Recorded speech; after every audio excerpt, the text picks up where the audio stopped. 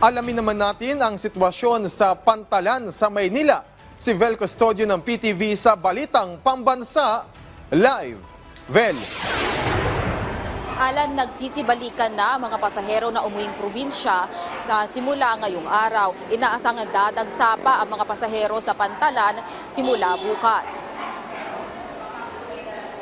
Umabot na ng halos 28,700 ang mga pasahero sa Pantalan simula alas 12 ng hating gabi hanggang alas 6 ng umaga kanina. Inaasahang tumaas pa ito sa mga susunod na oras. Balik trabaho at eskwela na kasi matapos ang mahabang bakasyon o holiday season. Ngayong araw din ang resumption ng lahat ng kanseladong biyahe noong holiday season. Kung babalikan, nagkansela ng biyahe ang coast shipping lines noong bisperas at mismong araw ng bagong taon. Umabot na ng 3.5 million ang kabuang bilang ng dami ng pasahero sa mga pantalan sa bansa simula December 15 hanggang kahapon. Maaaring madadagdagan pa ito ng 1 milyon hanggang January 5 kung saan maaaring umabot ng 4.5 bilyon ang pasahero.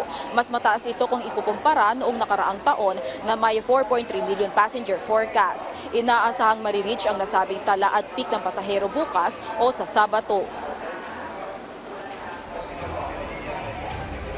Ala na marami na ang bakanting upuan dito sa passenger terminal sa Manila Northport.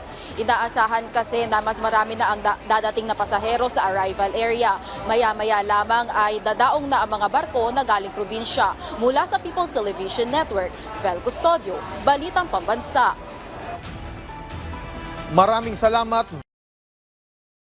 Vel Custodio.